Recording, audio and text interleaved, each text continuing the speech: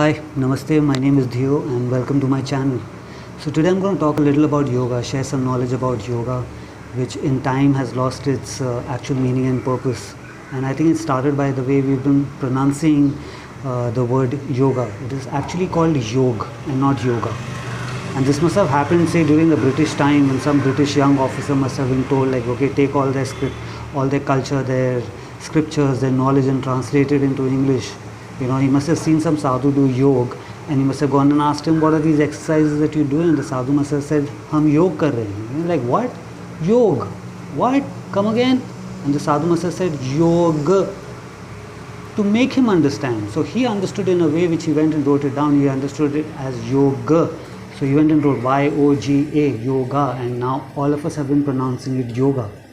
But because we've changed the vibration, the essence of this word, the science yoga, a lot of things have been misplaced, have been misunderstood over a period of time, and we've been blindly following it. And it's been happening over a period of time from generation to generation now. Okay, so the knowledge that I want to share on this topic, you guys, after listening to me, decide whether it makes sense or not to start calling yoga back to yoga. Okay, now for the purpose of this video and explanation, I'm going to call it yoga too, so there's less confusion. Okay, so what does yoga mean? Yo means you, Ga means the universe. Now the universe could either be out there, up there, or it could be inside you. Some believe it's out there, some believe it's inside you, but as long as you believe that it means a union with the higher source, it's great. Okay, now yoga means a balance between mind, body and soul. When you see these three as one unit, you call it yo. Okay, when the balance is there between the mind, body and the soul, is called yo. Right now, you are a spirit in this human suit, experiencing everything outside through the five senses, which collectively the information you gather is becoming what the mind is, right? So if there is a disbalance in any one of them, say right now, every time I say you right now means the balanced version of you, mind, body and soul. So if the physical form is a little out of disbalance, where you are in the front and the spirit is behind, there's a lot of chaos that can happen around you. Okay, where you've disconnected from yourself as a spirit. Similarly, if the spirit is in the forefront and the physical form is at the back front, there's again a disconnect. You're here as a spirit in a physical form to experience a lot of things. So if you're not experiencing it from the physique, from the body, from this human suit, you're not gaining much, you're not learning much, you're not experiencing much. Once you're out of the suit, you're going to go back and you're going to be like, oh man, I was too much of a spirit. I should have been in that physical form. So this union is very important. Right now, because of a lot of disbalance in this union, in this information, there are few yoga asanas that in time have lost their meaning. Okay, or the importance behind that knowledge. Now the result that you see in an asana is not great, the knowledge behind that is great. So hear me out, okay? Every time you do a forward bending exercise, every time you bend forward, it makes you much more humble. Again, you is the three union between the two, mind, body and soul. It makes you much more humble. Every time you do a side bend, either you're sitting down, you're standing, you do a side bend, or you could do a twist towards the side. It makes you more confidence. It gives you more confidence. Okay. When you do your back bends, again, either standing or lying down on your stomach, you do a back bend, it builds up your willpower. Now I have to insist on this, that your will has no power. Your will persistence has power. Okay. So if you want to achieve something and you're trying to achieve it, you have to be persistent towards it to achieve it. Go, get at it again and again, again and again. You're trying up, you're falling down, you're getting up and you're trying again. This persistence becomes your willpower. So when you're doing your back bending, this is what is the energy that you're developing in you. Okay, but again, for the sake of this video, we will call it willpower. So there's less confusion. Okay, so right now what is happening, say if you have enough fuel in your car, you've got a full tank, and you keep putting in fuel, all the fuel is going to spill out, okay, creating a mess, and it can get dangerous for the surrounding. One spark and everything could blow up. So the same thing is happening with you. You right now, and say there's a yoga class happening with 20 students in it, there are 20 different individuals. Okay, today I with all my past life experiences that I've gathered over the period of time, I could have enough confidence that I don't need more confidence. More confidence can turn into arrogance, which is not good then. Okay, but I have been made to do all these stretches towards the side and go on stretching till you can stretch, till you reach your neighbor's house. And what is happening? The person who is the soul, the you who has already got enough of that confidence, is now turning it into arrogance. Similarly, somebody who's already humble is being made to bend so much, okay, where this person is now so humble that people are walking all over him. Okay, so the same thing with somebody, let's say a woman who needs willpower, is not made to do that back bend enough and hold that for a longer period of time. Today, everyone is doing an asana or an exercise holding it for a count of 10. 1, 2, 3, 4. What if this woman needs more willpower? She needs to hold that position, bend much more backwards for a longer period of time. Is she getting that much of willpower that she requires? Similarly, the king of all asana, the Sri Shasana.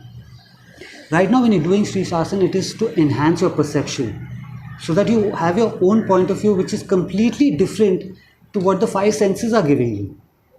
Okay, they say it's the eye of the soul. So you've gathered that energy already from a previous lifetime. Now you come here and you're doing more of that asana, you're putting more of that energy and it's spilling all over. You just don't have your perception anymore. You don't know whether you're using your perception or somebody else's perception.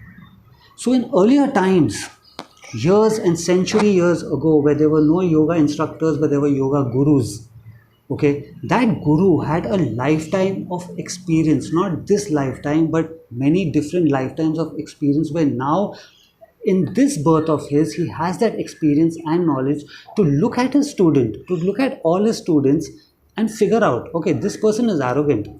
They would have a few little conversation with you, trying to figure out who you are, what you are. This person is too humble. This person needs a little bit more of confidence.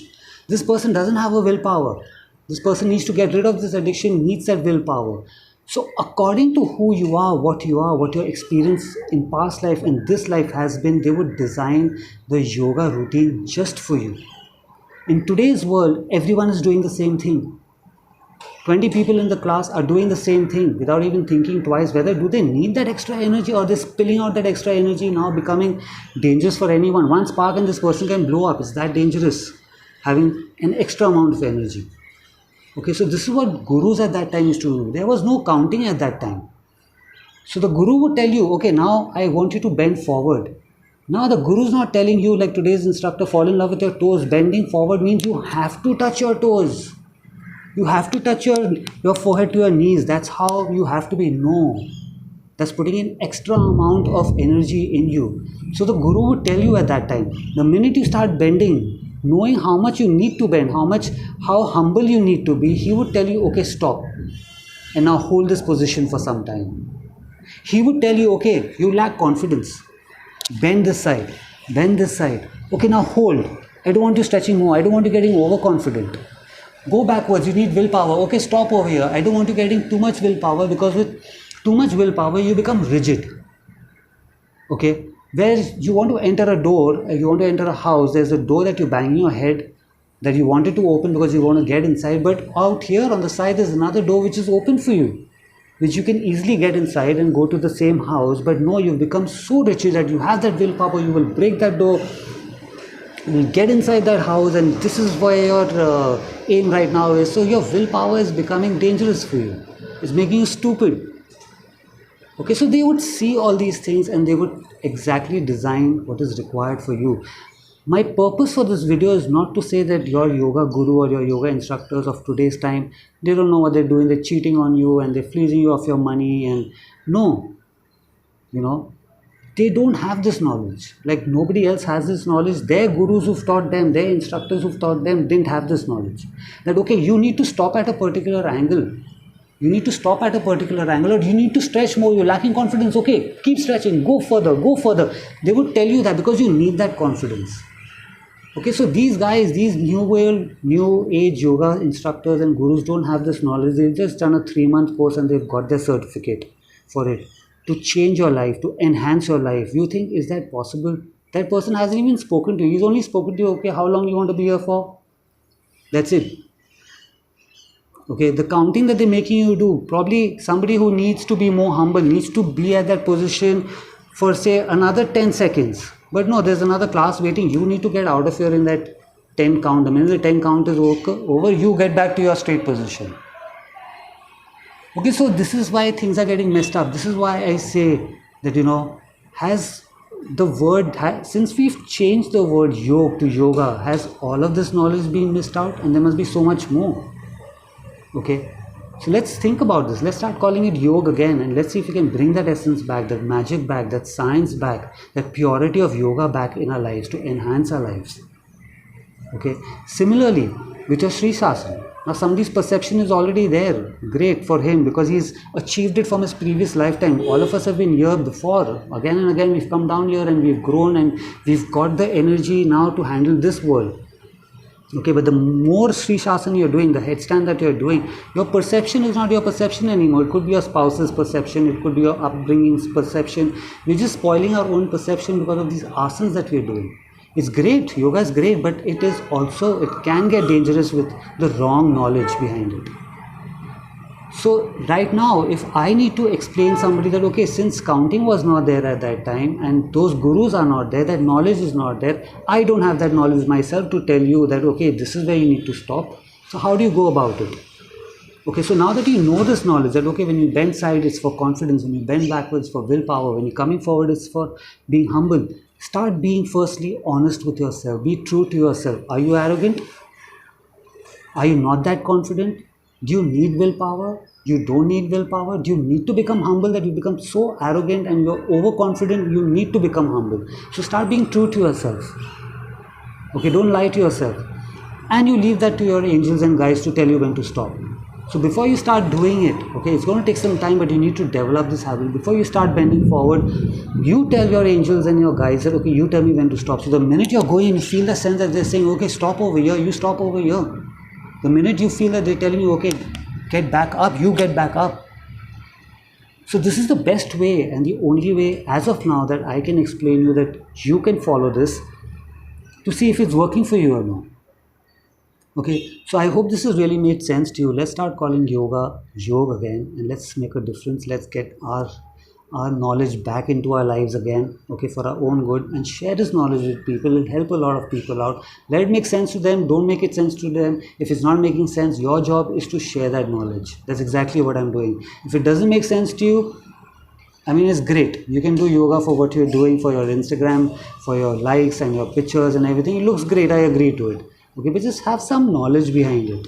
Okay, so this is my intentions of sharing this knowledge with you. Okay, this is my purpose for making this video. Please share this knowledge with people. Don't worry whether they will agree to it or they will not agree to it. That's not your problem. Okay, so share this knowledge with people, and if you like this video, give it a like. Please subscribe to my channel. Like I said, it's a magical red button over there. All good things will come your way, and till I see you again, have a good life. Namaste.